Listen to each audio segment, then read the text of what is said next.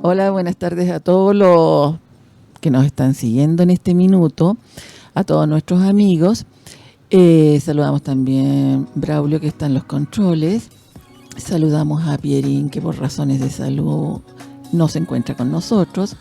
Y saludamos a nuestro invitado de hoy, el señor Patricio Altamirano, quien es, en primera instancia, fue constructor civil, ya en los años 80, pero después cambió drásticamente porque estudió psicología y posteriormente sociología. Así es.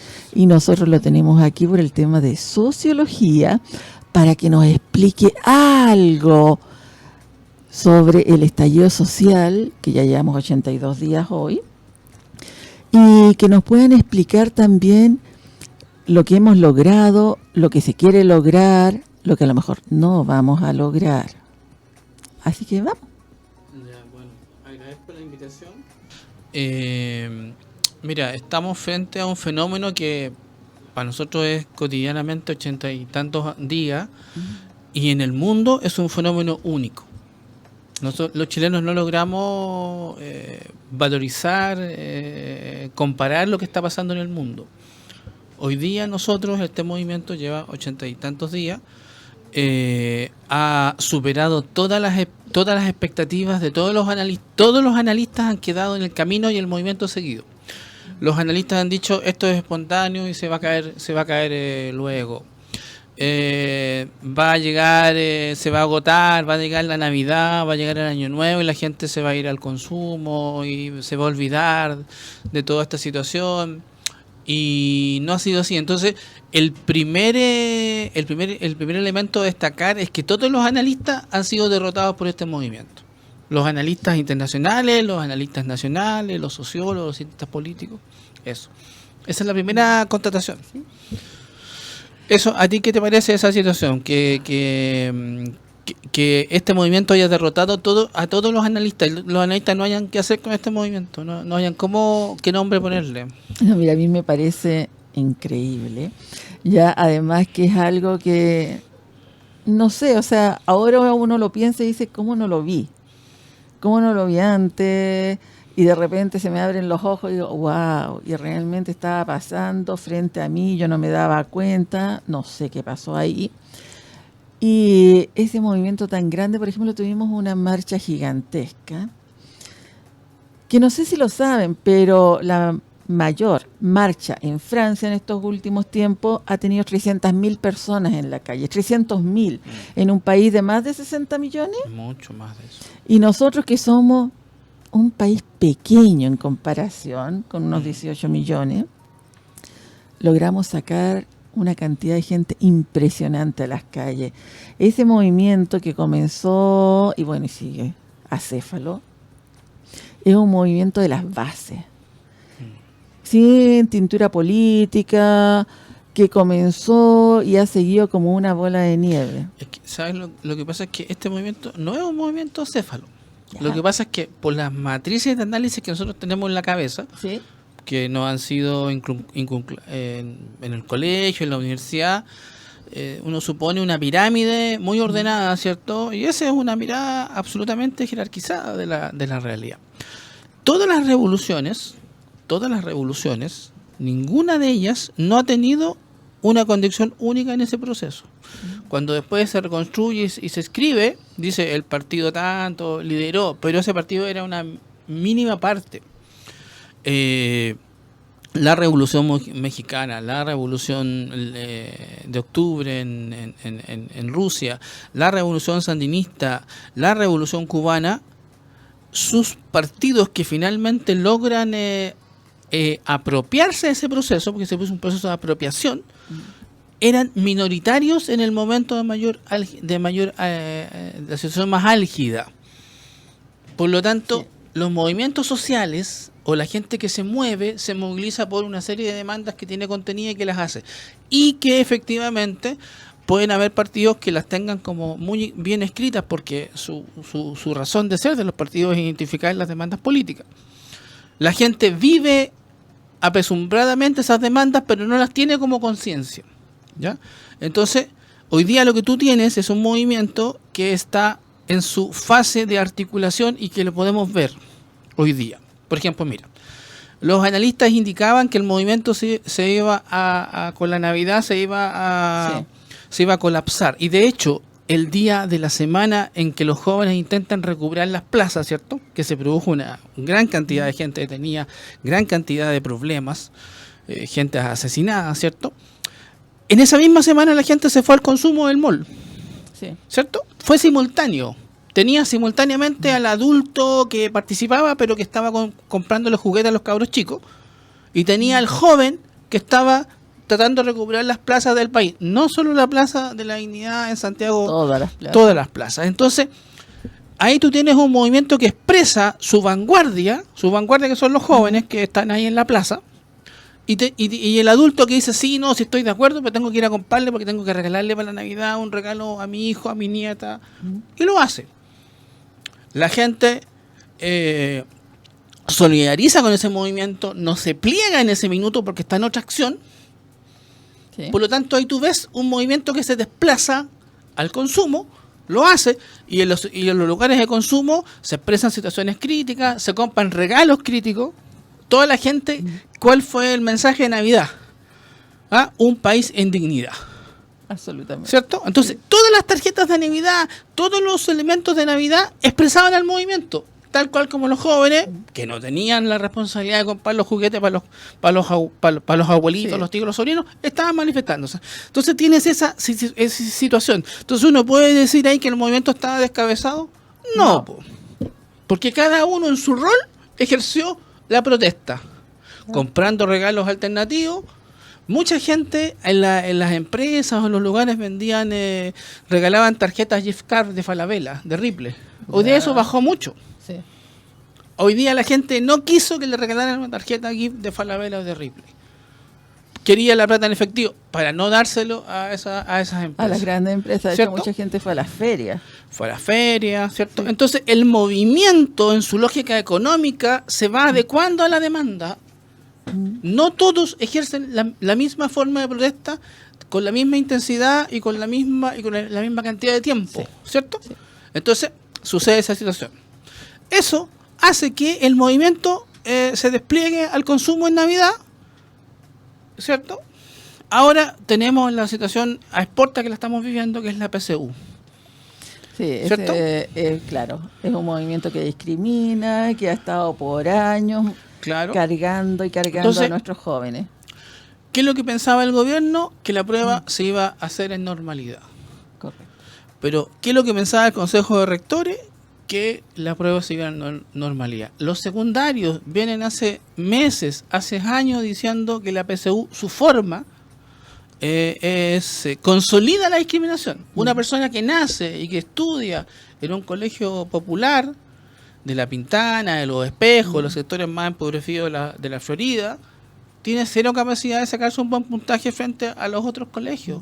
Y no son por habilidades personales, sino por situaciones estructurales. Entonces la PSU reproduce la discriminación. Y por lo tanto, ¿qué es lo que pensaba el gobierno? No, que la PSU va a ser normal. Tenemos un primer día donde hubo movilizaciones y hubo establecimientos que no pudieron hacerlo en la mayoría de las regiones del país y menos en Santiago. El segundo día se suma la situación de Santiago. El tercer día se produce la filtración de la prueba de historia, ¿cierto? Sí. Entonces tienes un movimiento que lo ha hecho. Hizo la acción, la consolidó, y la gente que estaba ahí, había muchos estudiantes que iban a dar la prueba, que estaban ahí dispuestos a dar la prueba o dispuestos a que lo sacaran de la sala. Sí.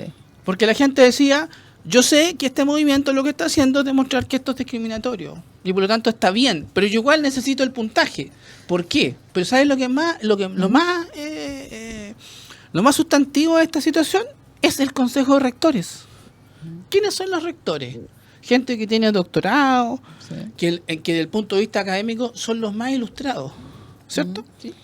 Comparado con un carpintero, con un gaffiter, el nivel de ilustración, el nivel de conciencia de la humanidad que tienen los rectores es inmensa. La pregunta es ¿por qué los rectores no han hecho un cambio en la PSU que se requiere? ¿Por qué no lo han hecho? El Aldo Valle es un rector de la Universidad de Valparaíso, que es uno de los más progresistas de ese lugar. Y le tocó, lamentablemente, ser la cabeza visible de esta situación. Y por lo tanto, a él le toca pagar todos los platos rotos de lo que se está dando. Pero además él también tiene que asumir, el presidente del Consejo de Rectores, que nosotros esperamos mucho más de los seres ilustrados. Que claramente se les fue de las manos. Se les fue de las manos. ¿Qué es lo que le decía el presidente de los secundarios? Chanfró. Un joven, ¿cierto? Le decía, ustedes pueden haber modificado esto rápidamente, pero no lo hicieron. Sí, de hecho ellos estaban avisando ya desde hace varias semanas. Inclusive el 30 de diciembre fue la última vez que dijeron que no se iba a hacer, que iban a hacer movimiento. Exacto, pidieron una entrevista y el Consejo de Rectores no los atendió. Sí. Entonces, ¿eso qué significa? Que tenemos una política pública que puede ser salud, que puede ser educación, que puede ser vivienda, cualquier situación que tiene no tiene empatía con la gente. Si te están pidiendo hace meses, hace años, oiga, cambie la PSU, modifíquela, ¿cierto? Modifique el sistema educativo, sí, y tú no los pescas, entonces ese movimiento es de años. Entonces tú te preguntas, ¿cómo esto se dio? Se dio exactamente por eso. La sociedad chilena es una sociedad que aguanta mucho, aguanta. Como un volcán. Y ahora explotó como un volcán. Sí. ¿Ya? A todos nuestros auditores, perdona Patricio, sí, no les había avisado que tenemos un número para que puedan mandar sus consultas y preguntas por mensaje de WhatsApp al número 569-8728-9606. Les repito, al número 569-872-89606. Está apareciendo en pantalla, entonces nos pueden mandar algún mensaje, alguna pregunta que tengan para Patricio. Recuerden que vamos a estar con Patricio hasta las 2:25 aprox. Patricio, estamos hablando del movimiento social, todas las cosas que han pasado. Hay una característica de un joven, un adulto que va a la Plaza Dignidad. En lo personal, uno ha visto, yo misma he visto, y aunque no lo crean, también he estado en las marchas, en las protestas. Ya tendré mis años, caminaré más lento, no corro, pero hago el esfuerzo, sí, estoy en los piquetes de primer auxilio cuando me lo solicitan. A lo que voy.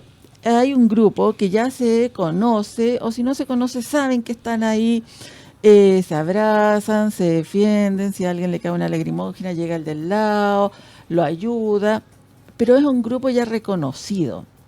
Ya están los de primera fila, los de segunda fila y nuestros piquetes de primeros auxilios. Pero tiene una característica especial. ¿Cómo lo dirías tú? ¿Quiénes son los que van a la Plaza Dignidad?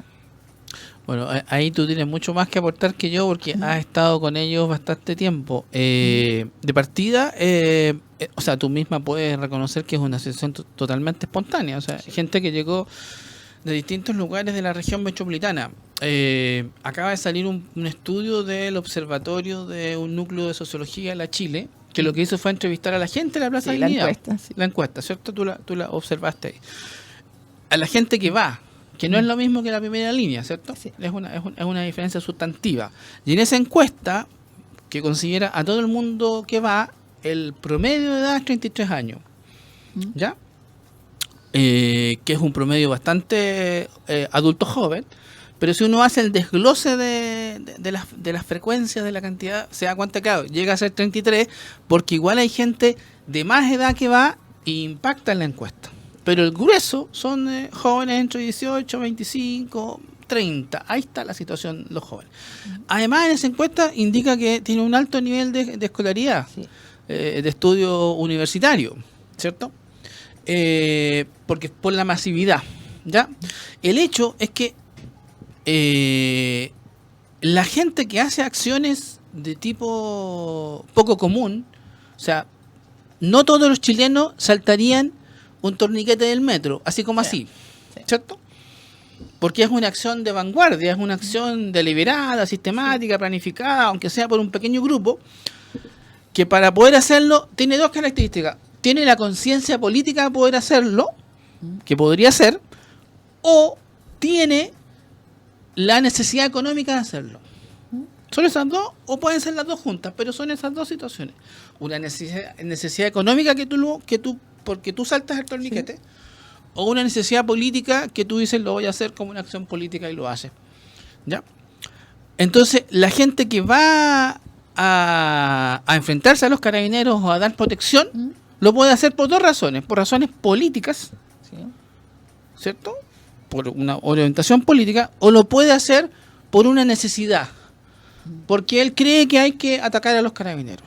Porque cree que hay que defenderse de los carabineros. Porque cree que los carabineros no son buenos. Lo tiene absolutamente consciente.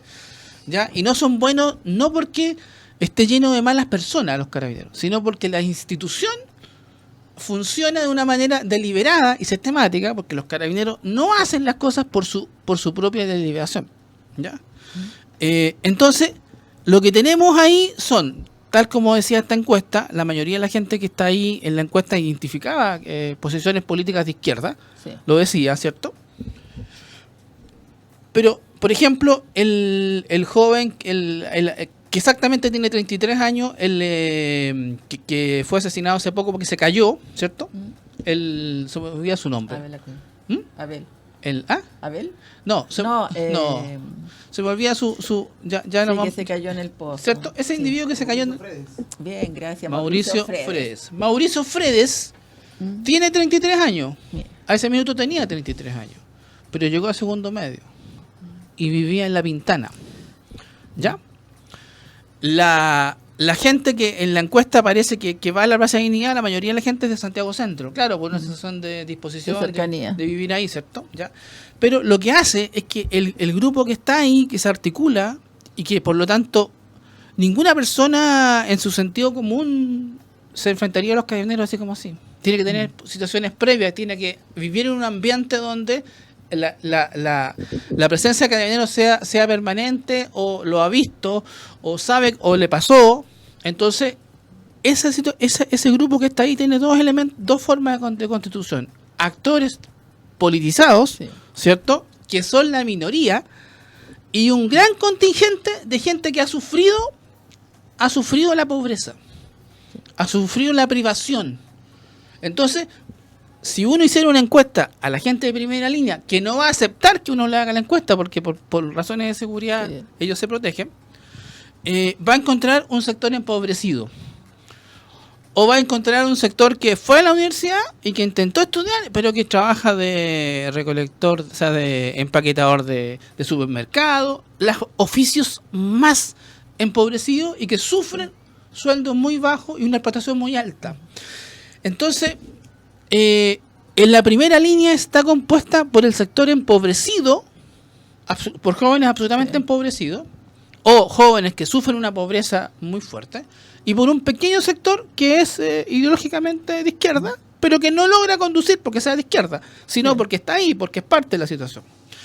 Entonces, la cantidad de personas en este país que sufre antes del 18 de octubre, si nos referimos a septiembre del año pasado, antes, la gente que vive la pobreza tiene relación con los carabineros. Ya sea porque hay mucho narcotráfico, sí, ya sea porque hicieron un allanamiento y le tocó, son los coleros que están en la feria, y por lo tanto cuando viene la repre municipal o lo que sea, sufren, ¿cierto? Son los cabros que en la primera situación de conflicto Carabineros se los lleva presos de inmediato, porque son chascones, porque tienen barba, porque su vestimenta no tiene mucha ropa, ¿cierto? Y por lo tanto están desgastadas sus vestimentas. Entonces, todo ese segmento se junta, sí, y lo que tiene en común es una rabia al sistema, una rabia política. Sí, me queda muy claro. Mira, yo estaba pensando, ¿sí?, en uno de los piquetes que tuve, que fue en casa, digamos, frente casi a la Torre Entel. Ahí nos llegó un lolo de unos 26, 28 años, no recuerdo bien la edad, que estaba en primera línea, pero ese día no había ido a primera línea justamente. Y por eso no andaba protegido, porque los de primera línea siempre andan con su escudo, andan casi vestidos con traje completo, ¿ya? Pero ese día no había ido, estaba cansado, entonces él estaba pasando por ahí, vio una señora que estaba muy cerca de donde estaban tirando los balines, y él se acercó y empujó a la señora para que no le llegaran los balines, y le llegaron a él.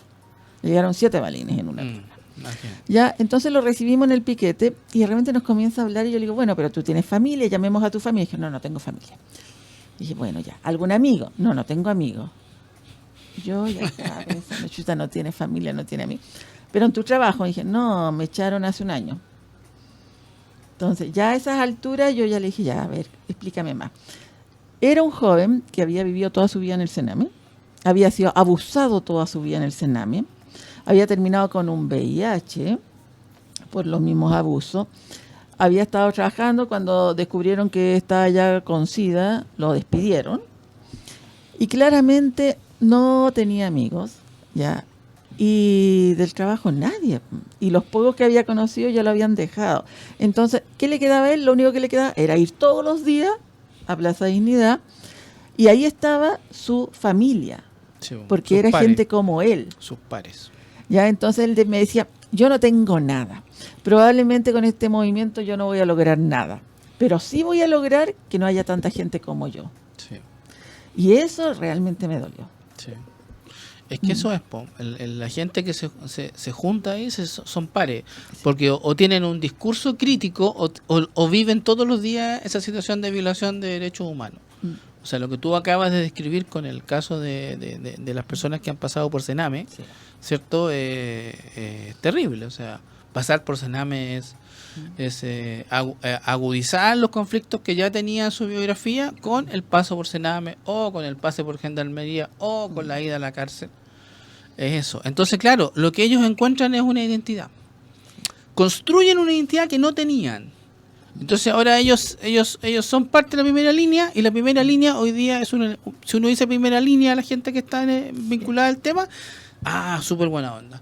Entonces este movimiento construyó el motor de su propia identidad, que es la primera línea, que son jóvenes que han vivido todos los vejámenes que se puedan concebir de distinto tipo. Sí. Ya sea los estudiantiles, ya sea los de Sename, lo que sea, todos han vivido en carne propia una violencia del Estado, ya sea por ideología, ya sea por física, ya sea de alguna situación. Y eso los hace ser muy solidarios. Porque cuando tú ya sabes que el otro has vivido lo que tú has vivido, tú lo acoges y sabías al tiro, y el otro te dice 1, 2, 3, y tú ya interpretas porque lo viviste. Entonces, sí, la lógica de los códigos, la transmisión de las experiencias es muy rápida. O sea, es como cuando tú juegas, en términos de hombre, cuando juegan las pelotas, o las mujeres, sí, cuando juegan básquet o lo que sea, es muy fácil coordinarse cuando, sí, tú ya interpretas al otro y sabes bien lo que le está pasando. Entonces, esa primera línea es eso. La primera línea representa, en términos de identidad, todos los vejámenes que ha hecho el Estado chileno, de distinto tipo. Y por lo tanto, esa es su cohesión, tiene una cohesión muy fuerte. No, sí es verdad. Mira, si nosotros estamos hablando ya del estallido social, hay una serie de quejas, sí, ya que todos la tenemos. Somos el único país en el mundo que tiene el agua privatizada, ya, lo cual no debiese ser. En este minuto, por ejemplo, nos están presentando un programa de FONASA que va más a favorecer las empresas privadas que el sector público. Sí. Y lo están presentando como un gran logro. Como una solución. Como una solución que no es. No es. Y nunca lo va a ser. Pero la gente, no sé si el gobierno piensa que la gente es tonta, pero la gente no es tonta. La gente ya ahora abrió los ojos y se está dando cuenta de todo lo que está pasando. Y van a seguir exigiendo. Tú mismo dijiste que habían pensado que en Navidad y Año Nuevo no iba a pasar nada, y vimos que el Año Nuevo fue maravilloso. Ya lo pudimos ver, no en tele abierta, pero en otras circunstancias lo vimos. Y realmente se notó que la gente estaba unida, que la gente no iba a parar, que, bueno, estamos esperando ahora qué va a pasar en marzo, porque ahí yo creo que viene fuerte. Y de hecho se están organizando todavía. Todo ese movimiento que es tan lindo, tiene sus repercusiones. Nosotros ahora estamos viendo que la gente está pidiendo. La gente se ha dividido. Ya la gente en este minuto dice, no sé, pues yo vivo, los que viven muy arriba de los ABC1, tienen miedo, tienen la idea, la historia de que poco menos les van a ir a quitar todas sus propiedades. Claro. Ya, y que son terriblemente agresivos, pero no es así la gente. Porque uno lo que ve no es eso, no es la marcha agresiva. De hecho, el mismo general de Carabineros en una de las tantas entrevistas, las primeras, dijo que los que hacían desmanes eran menos del 10% de los que se manifestaban. Uh-huh. Sin embargo, claramente nosotros vemos otra cosa en televisión, Uh-huh. ya que vemos que lo único que están viendo es la agresividad y nos van cantando una canción que no es. Uh-huh. ¿Qué dirías tú de eso? ¿Cómo lo podemos ver? ¿Cómo lo podemos duplicar? ¿Dónde tenemos que buscar la información correcta? Uh-huh. Porque claramente televisión abierta no lo es. Claro, mira, el impacto que ha generado este movimiento y que va a seguir generando tiene en jaque mate a la derecha. Sí. La derecha chilena está reducida a su mínima expresión. Los estudios, las encuestas le dan un 10%, ¿cierto? De gente que se autorrepresenta como de derecha. Entonces, el movimiento, si tú te das cuenta, la situación de la PSU es súper gráfica, porque no hubo ninguna intervención en colegios de la ABC1.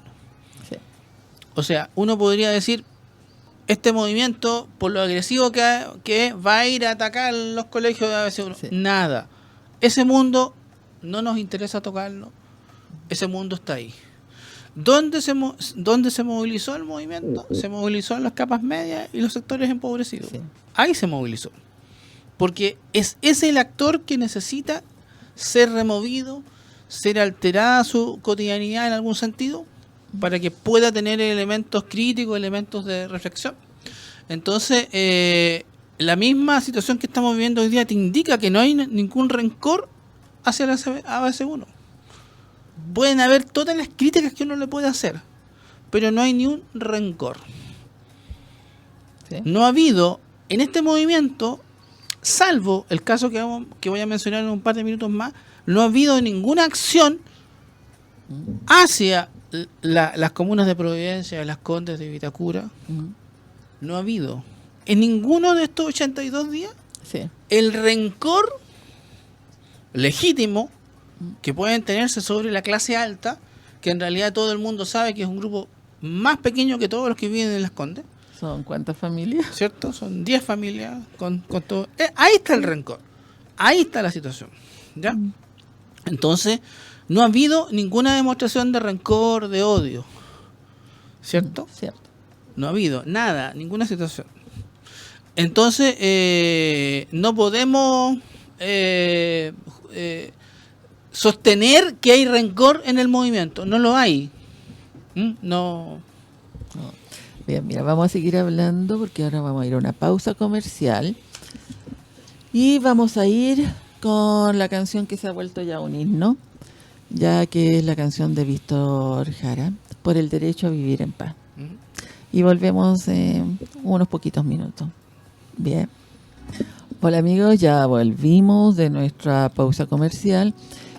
Dos cosas, les repito el número para hacer consultas, que sería el 569-872-89606. Y también los invito a bajar el link del ebook, que es absolutamente gratis para todos los que quieran leer el libro Autocuidado y Primer Auxilio en tiempos de conmoción social, que está muy acorde para que se cuiden cada vez que van a protestar. Y seguimos entonces con Patricio, que nos está hablando de por qué no había tanto odio o por qué no se generaba tanto odio. Sí, lo que queremos destacar, o lo que estaba destacando, es que este movimiento la primera línea es una primera línea de protección.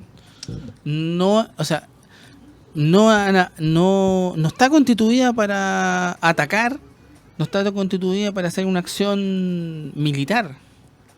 Está constituida para proteger a los manifestantes. Entonces es una primera línea defensiva, absolutamente defensiva. Y tienes un movimiento que es muy activo y defensivo en sus acciones. Vivimos momentos del 18 de octubre al 22 de octubre de inmensa violencia, ¿cierto? Y lo vimos. Pero hay que destacar elementos. Primero, los atentados que se pusieron en el metro fueron secuenciales y planificados. El gobierno ha intentado explicar que eso es parte de grupos extranjeros que estuvieron involucrados. Sí. O sea, con eso está diciendo solito que no tiene capacidad de echarle la culpa al movimiento. Tiene que buscar recursos de afuera, ¿cierto? Por lo tanto, las acciones sistemáticas de saqueos que se dieron fueron dirigidos y articulados, está demostrado, por carabineros y detectives que han sido detenidos, por narcotraficantes, ¿cierto? Todos esos elementos están fuera del movimiento, no están dentro. Entonces los actores que generaron desmanes y que generaron saqueos están fuera del movimiento, no están dentro. El movimiento, frente a un supermercado, que es el único que tiene posibilidad de abastecer, no le interesa que se incendie. Lo que sí le interesa es que los precios sean más bajos. Lo que sí le interesa es tener un sueldo que le permita ir a comprar ese supermercado. Pero no está en su imaginario destruir el supermercado, no está en su imaginario incendiarlo. Se dan situaciones de incendios de supermercados que se dieron, donde el movimiento entraba por una zona y el incendio se producía por otro. Sí. ¿Cierto? Y eso está documentado. Entonces, usted puede ir, por ejemplo, a todos los medios alternativos de televisión, especialmente la señal 3 de la Victoria, y a todos los canales asociados comunitarios, donde puede encontrar y ver las acciones de carabineros, ver las acciones de detectives, ver las acciones de saqueadores que están planificadas, los puede ver, y ahí están, a la vista. La Fiscalía se ha demorado un mundo en descubrir quiénes son los que generaron las acciones del metro, todavía no logran, ¿cierto? Detuvieron a un profesor de sociología, ¿cierto? Sí. De la Universidad de las universidades de Santiago, y posteriormente lo tuvieron que dejar en libertad, y hay una serie de acciones, y al final se empieza a diluir la situación. Entonces no tienen capacidad, ¿cierto? Entonces lo que quería destacar es que este no es un movimiento violentista, es un movimiento absolutamente pacífico de copamiento del espacio público, y que busca redefinir la política pública de este país. No se ha manifestado contra estatuas y monumentos que han salido en una gran discusión que los han tirado abajo, Sí, ¿cierto? sí. Se han salido, claro, porque encarnan, pero esos movimientos son muy especiales, porque mira, en las ciudades del sur se rayaron y se alteraron, no tengo claro si los votaron o no, los monumentos que reivindicaban a a los que mataron a los Selma, ¿cierto? Sí. Entonces, los monumentos de este país, los edificios patrimoniales, cada uno de ellos son de gente que sistemáticamente ganó dinero matando gente. Sí. Por lo tanto, el odio que hay no es contra todo el ABC1 que vive en Las Condes, no, es puntual, es frente a los Menéndez en la zona de la zona sur del país. Entonces, se identifica, este movimiento ha ido identificando a los actores que generan la desigualdad. Y los que generan la desigualdad no es el 10% de la población, es menos del 0,1%. Y eso va en desarrollo. La gente se socializa, conversa, dice, bueno, ¿quiénes son los que nos tienen así? ¿Es todo Providencia? Claramente no es todo Providencia. De hecho, tú escribiste un libro Sí. que va a salir pronto. Sí, va a salir pronto, sí. Ya, yo escribí un libro que hace un análisis de la clase dominante e identifica su núcleo duro. Y su núcleo duro es la familia Larraín, Mate Larraín. Este país es uno de los... Mira, este país es uno de los países donde el apartheid social no se llama apartheid, pero es apartheid. O sea que hay gente que nace en una comuna y vive toda la vida en esa comuna Y no se puede mover a ninguna y no parte. se puede. Entonces, es un país donde la movilidad social no existe. El otro país que existía y que tenía una apartheid legal, que era Sudáfrica, ¿cierto? Que luego con Mandela fue redefinido. Chile es uno de los países más desiguales del mundo No solo en lo económico, sino en lo social y cultural. Mira, Me queda muy claro mira, eso. cuando tú vas a comer a un casino de una empresa Sí. chilena, Están divididos. hay casinos para distintos estamentos. Sí. ¿Sí? ¿Cierto? Está el casino de los gerentes y el casino de los obreros y el de los técnicos. Todo es estamental Y todos hasta comen diferente. y comen diferente. Dame un segundo. Braulio, ¿tenemos alguna pregunta? Sí, tenemos una pregunta acá que llega para Patricio Altamirano, que la gente se está escribiéndonos a través de nuestro WhatsApp más 569-8728-9606. Y mira, y acá hay una pregunta la teníamos acá, para don Patricio Altamirano. Dice, ¿por qué le atribuye usted a la familia Larraín en su libro La casta de los Larraín, que es parte de los males de nuestro país? Mira, hay ¿por qué la familia Larraín o las familias más de Larraín son los culpables de esta desigualdad? Porque es una casta que se ha mantenido en el tiempo. Esta casta se constituye en el 1500, en la Edad Media de España, y luego pasa con la colonización a Chile y se constituye. Y desde ese minuto, el primer Larraín que viene se casa con una señora de apellido de Errázuriz. Ya. Y sigue toda una secuencia genealógica de familias hasta el día de hoy. Entonces, la familia Larraín ha mantenido el control de la sociedad chilena económicamente durante toda la vida de este país. Este país está constituido por ellos. Y cuando uno dice Jaime Guzmán, ¿cierto? Se queda hasta ahí, ¿cierto? Sí. Pero es Jaime Guzmán Errázuriz.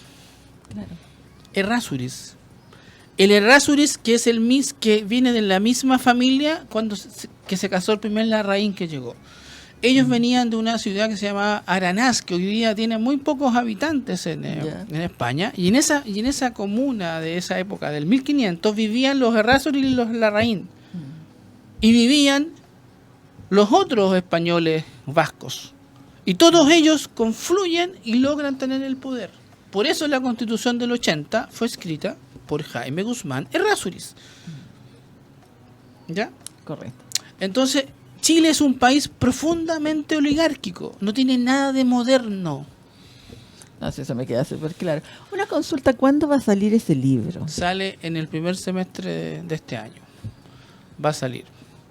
Bien. Y va a poner el eje en la clase dominante y el movimiento en toda su dinámica. Va a ir identificando los actores. Lo vas a ir analizando uno por uno. Claro, vamos a ir viendo esa situación. Eso. Bien. ¿Qué editorial lo va a lanzar? La editorial se llama Ojo. Ojo. Ojo, así se llama la editorial. Bien. Ojo. Vamos Eso a sí. ver. Va a haber un Vamos. ojo interesante. Sí. Bien abierto. Un ojo bien abierto, sí, sí. Sensacional. Algo que quieramos recalcar, porque nos van quedando pocos minutos ya. Sí, sí, por supuesto. Mira, tenemos un plebiscito que se va a hacer en abril. Absolutamente. La derecha está, pero encaminada a que ese plebiscito no se realice. De hecho, están llamando a votar ellos. Rechazo. El rechazo. Y Pero de además hecho, están diciendo que no van a ver las condiciones. Entonces, la derecha lo que está haciendo es transformar a marzo como un marzo tan convulsionado, Ujú, un marzo tan terrorista, ujú. que no va a poder existir abril. La Esa campaña es del terror. La campaña del terror. El movimiento se va a manifestar en marzo y lo va a hacer como lo ha hecho hasta ahora. No van a salir los narcotraficantes. No van a salir los terroristas que atacaron el metro. Va a salir un movimiento que va a ir diciendo el Día de la Mujer y todas las demandas de la mujer. Van a salir todas las situaciones del 8 de marzo en adelante. Entonces, la derecha hoy día necesita un marzo sangriento, necesita un marzo convulsionado, como ellos lo entienden, ¿cierto? Y el movimiento no ha hecho eso. No. El movimiento ha generado... Los que han generado eso han sido los carabineros, los detectives que han tenido acciones absolutamente impresentables estos últimos días, sobre todo con los Sí. estudiantes secundarios. No tienen. Hoy día la derecha está absolutamente derrotada porque el 80% de la población va a ir a ese plebiscito a votar apruebo el cambio de la Constitución. Entonces hay que llamar a que todos vayan a votar Exacto. por aprobar. El cambio de la Constitución. Eso, mira, ni siquiera el movimiento de los chalecos amarillos en Francia logró una reforma como esta. Aunque hay sectores que critican que el plebiscito de abril está arreglado y tiene una serie de situaciones, Sí. permite objetivizar los que están de acuerdo con la Constitución del 80 y los que no están de acuerdo con la Constitución. Ese hecho es significativo. Va a ser un hito histórico. Que hoy día la población vaya y concurra en abril a votar va a ser una profunda derrota. Después de eso no va a haber derecha. Por eso que están tan urgidos, por eso que diríamos los chilenos, están cagados de miedo. Sí. La derecha está cagada de miedo. La derecha perdió el poder. Entonces tú te preguntas, claro, no hemos ganado nada, pero tenemos una derecha que está cagada de miedo. Subjetivamente hemos roto todos los elementos que no permitían pensar. Sí, de hecho le han dado, tú dijiste, a países extranjeros, alienígenas también han pensado que hacían el movimiento. Los K-pop, movimiento K-pop, a mi hija le gusta, tengo una adolescente y estaba fascinada que su grupo estuviera en todo esto. O sea, realmente sí están desesperados. Tenemos una derecha desesperada. Pero la gracia es ir a votar entonces, Exacto, en abril. ir a votar, aprobar el cambio Sí. y ver realmente en qué porcentaje se vota. Va a ser una votación masiva. Va a ser una votación masiva. Porque ya, fíjate, ya en las condiciones que se dio la elección, la consulta del 15 de diciembre en las Sí. municipalidades, logró movilizar 2.400.000. Ahora, con mayores condiciones, o sea, mira, abril va a ser lluvias 1000 para la derecha. Oh, esperemos que sí. ¿Ah? De hecho, los estudiantes, los jóvenes, mi estudiante, le hago clase a muchos jóvenes, están leyendo y están estudiando la Constitución. Claro. Es impresionante. Es la primera vez que los veo tan ansiosos con la lectura de un libro. Sí, por supuesto. Y bueno, y además que se venden en todos lados. Sí, po. En las cunetas apareció Sí. la Constitución vendiendo a un precio módico, entonces todo el mundo ha tenido acceso. Nunca antes nunca antes en la historia de este país habíamos leído tantas veces la Constitución como ahora la hemos leído. Sí. Pero más encima, más importante todavía, nunca antes se había cantado tantas veces las canciones de Víctor Jara. Sí, sí. De hecho, nosotros acabamos de decir que es un himno que se está repitiendo y que se está repitiendo y se va a seguir repitiendo y Claro. se ha dado a conocer a todo el mundo. Claro, entonces para la derecha eso es inaceptable. Es inaceptable. Víctor Jara, con toda la connotación que tiene, un militante comunista que murió, ¿cierto? Entonces que la gente lo cante, que haya cientos de videos, cientos de gente que lo cante, es para ellos eso es un golpe. Te voy a hacer una pregunta, una de las últimas, nos va quedando un minutito nomás. Pero nosotros estamos siglo XXI. ¿Sí?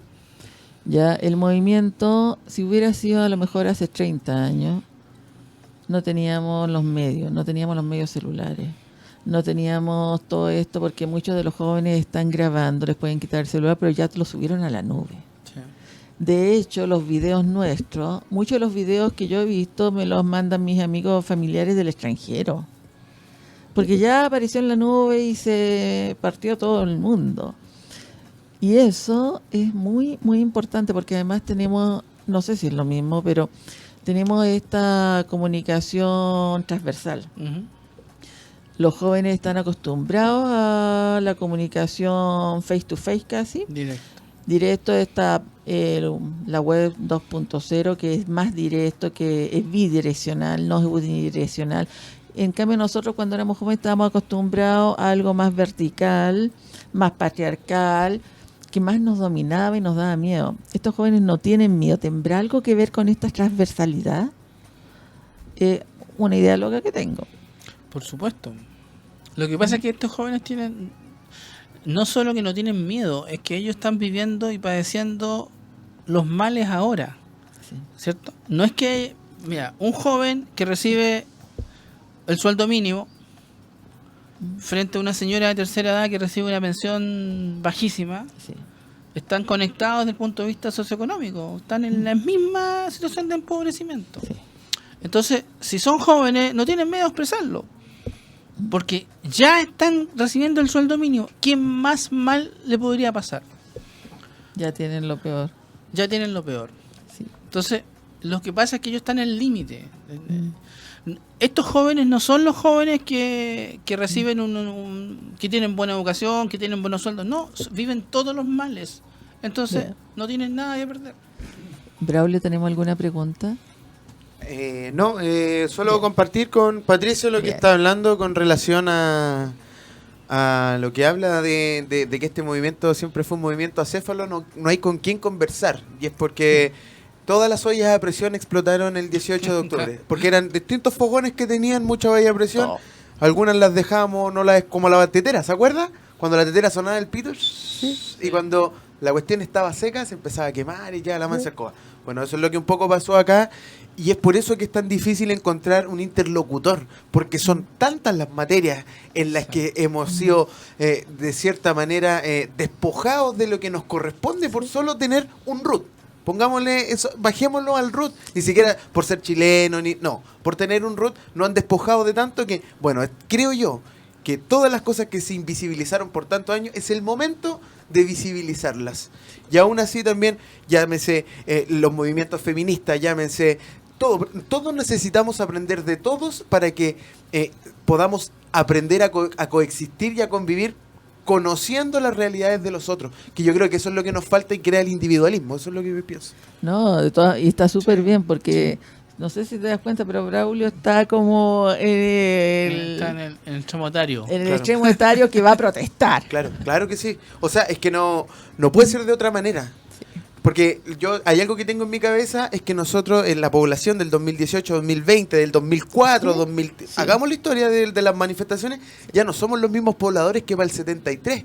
Absolutamente. Ahora estamos un poco más preparados, entonces con un 20% de que nos suban en las pensiones, no nos vamos a quedar callados porque nosotros queremos más. El 20% ya no nos tranquiliza para nada. Al contrario, o sea, tienen que ser cambios sustanciales, cambios dramáticos para todo aquel que no quiere que esto funcione. Si de repente se polariza diciendo que los cabros que son los que tienen la escoba, no, si lo que está en la escoba es los 30 años para atrás, esa es la que tiene la escoba. Y quizá un poquito más. Bien, Braulio. Bien. Patricio, nos quedan 2 minutos. Pero en estos 2 minutos, ¿algún mensaje que le quieras dar a todos los que nos están escuchando? Yo creo que hay una parte que dijo Braulio que es súper importante, que es el hecho de que por ejemplo, la gente que se moviliza por el TAC no es la misma gente que se moviliza por los temas feministas, ni por los temas medioambientales. Entonces, hoy día el movimiento ya tiene claro eso de las ollas que decía Braulio, que son los distintos grupos organizados. Entonces, hoy día lo que viene es la capacidad de coordinar, de cómo yo soy capaz de decir, bajemos el TAC o eliminemos la licitación que está, incorporemos la demanda feminista, hagamos un tema de una salud más integral. Todos esos elementos hoy día se están coordinando. Entonces la gente, cuando ha oído los cabildos y cuando ha oído esas expresiones un poco más comunitarias, donde aparecen todas las demandas simultáneamente, hay que tener un discurso que las organice. Entonces el movimiento está en esa fase hoy día, en la fase de organizar un discurso que integre las demandas, que las ponga, que las ordene, que las jerarquice y que los incorpore a todos. Eso. Muchísimas gracias, Patricia, muchísimas gracias, Braulio, y invitamos a todos nuestros oyentes a que nos sigan escuchando el próximo miércoles y que por supuesto vayan a los cabildos, se preparen y vayan a votar y a aprobar el cambio constitucional que se viene. Y eso sería. Muchísimas gracias.